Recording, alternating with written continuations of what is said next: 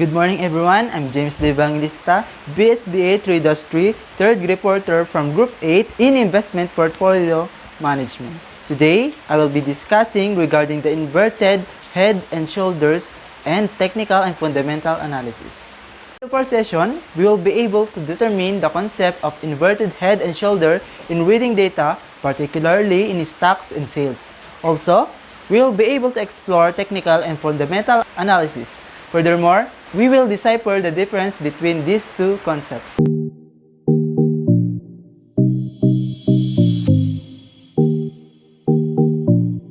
What is inverted head and shoulder?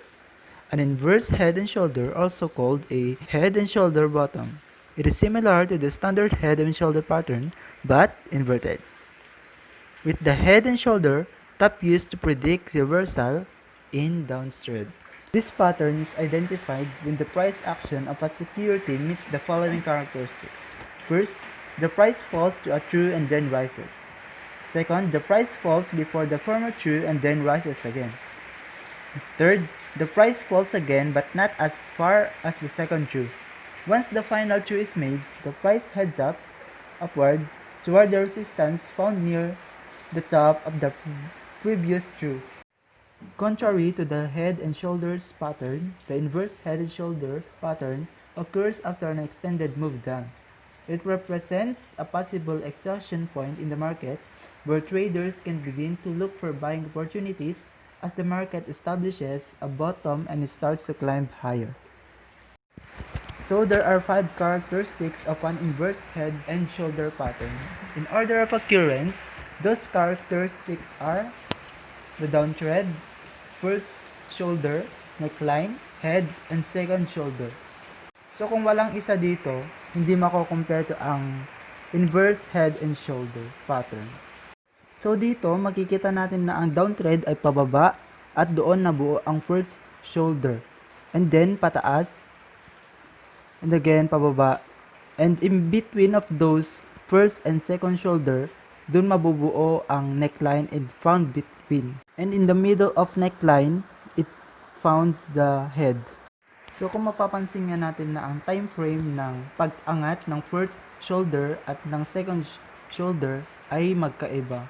And that's okay because take note, most of the time the pattern of neckline doesn't always perfectly symmetrical, and that's perfectly okay. So here, makikita na natin ang time frame at ng price. Y signifies the date and X signifies the amount, price, and money. So yung nasa left, doon natin makikita yung price, like this is 1 million, and the Y is the date.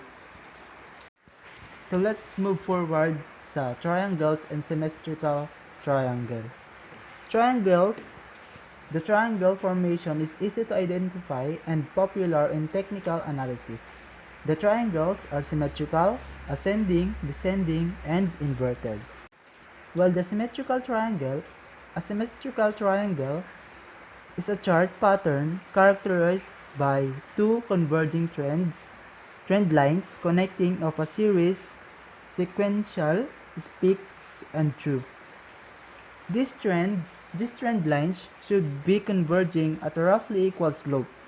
Trend lines that are converging on equal slopes are referred to as a rising wedge, falling wedge, ascending triangle, or descending triangle. So later on, matatakal din natin about sa ascending triangle and descending triangle. This pattern is also known as a wedging pattern. So itong symmetrical triangle, tinatawag din siyang wedge chart pattern. And take note that the symmetrical triangle is one of the 3 important triangle patterns defined in classical technical analysis. So later on, matatakal din natin ang about technical and fundamental analysis. So here, makikita natin ang example ng isang symmetrical triangles. And here, ascending triangle and descending triangle. So mapapansin nyo na kabaligtaran lang sila. Dahil nga, yung isa ascending means pataas and descending pababa. So makikita natin din na sa ascending pataas yung trend, at sa descending pababa naman yung trend. So what is ascending and descending triangle? An ascending triangle is a chart pattern used in technical analysis. It is created by price moves that allows for a horizontal line to be drawn along the swing highs and the rising trend line to be drawn along the swing lows.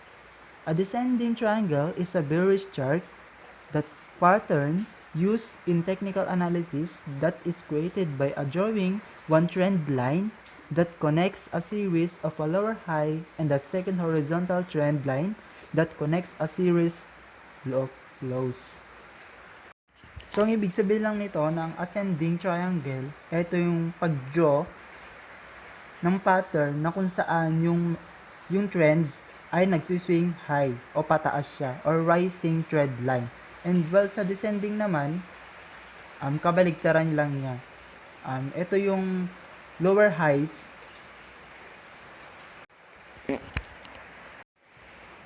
So, what are the differences between descending and ascending triangles? Both the ascending and descending triangles are continuation pattern. The descending triangle has a horizontal lower trend line and a descending upper trend line, whereas a descending triangle has a horizontal trend line on the highs and the rising trend line on the lows. Moreover, triangles show an opportunity to a short and suggest a profit target, so they are simply different looks on a potential breakdown. Ascending triangles can also form as reversal to a downtrend, but they are more commonly applied as a bullish continuation pattern. So here we have the fundamental and technical analysis. Kagaya nga ng laging sinasabi kanina, those triangles, those patterns, those trends are always used in technical analysis. So here, we are going to tackle about fundamental and technical analysis. Fundamental and technical analysis are two major schools of thought when it comes to approaching the markets, yet are at opposite ends of the spectrum. Investors and traders use both to research and forecast future stock prices. So napaka-importante po ng fundamental and technical analysis sa mga investors dahil dito nila malalaman kung paano sila kikita at kung paano nila maiwasang malugi sa kanilang mga investments. Like any investment strategy or philosophy, both have advocates and adversaries. So para silang meron ang fundamental and technical analysis, they have both the advantage and disadvantages. So what is fundamental analysis? Fundamental analysis evaluates stocks by attempting to measure their intrinsic value. Intrinsic value, ito yung cost or value ng assets mo. Fundamental analysis study everything from the overall economy and industry condition to the financial strength and management of individual companies. Earnings, expenses, assets, and liabilities all come under scrutiny by fundamental analysis. And technical analysis differs from fundamental analysis in that traders attempt to identify opportunities by looking at the statistical trends, such as movement in stock price and volume. The core assumption is that all known fundamentals are factored into price. Thus, there is no need to pay close attention to them. Technical analysis do not attempt to measure a security intrinsic value. Instead, they use stock charts to identify patterns and trends that suggest what a stock will do in the future. So take note that fundamental analysis and technical analysis are the major schools of thought when it comes to approaching the market. So these are the key terms or key ways when you hear the fundamental and technical analysis. First, the fundamental analysis evaluates securities by attempting to measure their intrinsic value. The technical analysis differs from fundamental analysis in that traders look to statistical trends in the stock price and volume. But both methods are used for researching and forecasting future trends in stock prices.